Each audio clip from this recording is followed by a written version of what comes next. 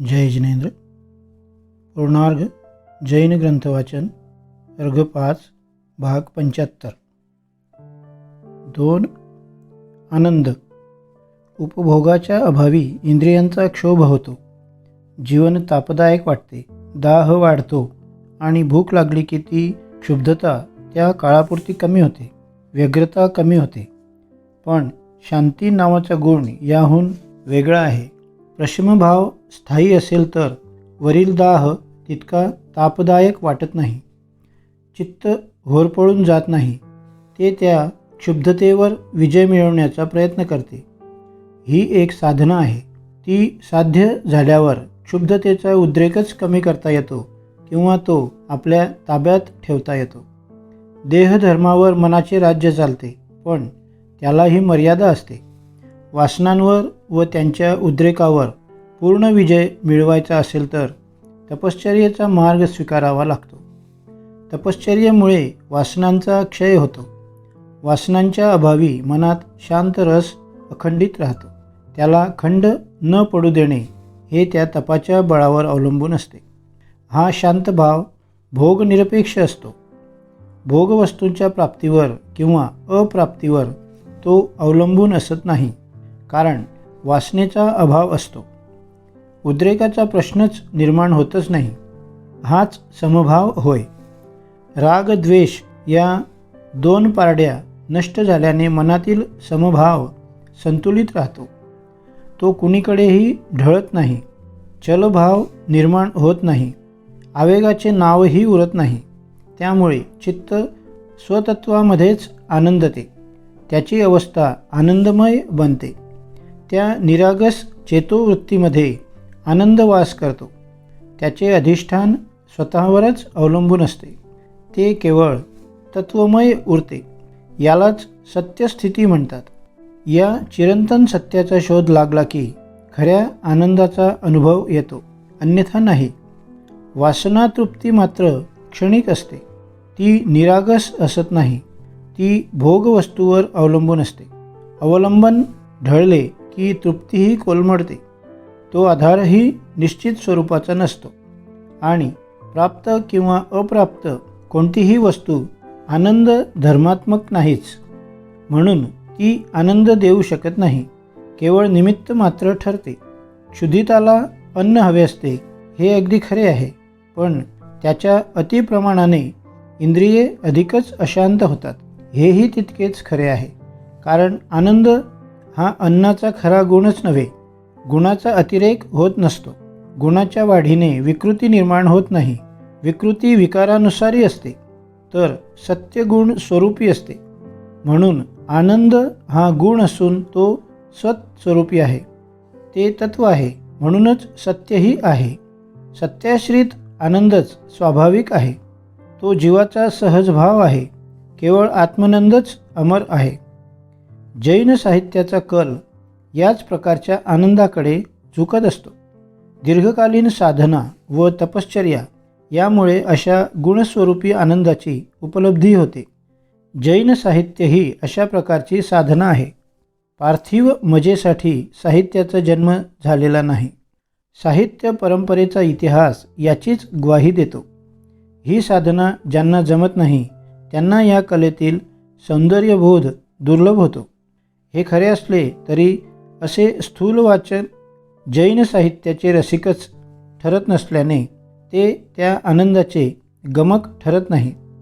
ते या साहित्य मंदिराची पायरी चढूच शकत नाही.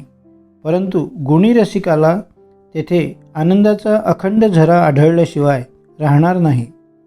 निरामय आनंद हाच जैन साहित्याचा मूलाधार आहे. तेथे आमिषाला अजिबात वाव नाही. निरामिष बनल्याशिवाय तेथे प्रवेशच मिळत नाही. निरागस आनंदाच्या अनुभवासाठी कलावस्तू ही निरामिष व पवित्रच असणे आवश्यक आहे. कलावस्तू सामिष असली तर भोगवृत्तीला प्रेरणा मिळते. वासना जागृत होतात. क्षोभ उत्पन्न होतो. तो वाढत जातो. हेच दुष्टचक्र टाळण्याचा प्रयत्न जैन साहित्यात केलेला असतो. म्हणून त्यातील भोग त्यागरूपी परिणमतो. जैन साहित्यातील पार्थिव विरागिणी नायकसुद्धा शेवटी त्यागमार्ग का स्वीकारतो याचे उत्तर आनंदाच्या लक्षणामध्येच सापडते.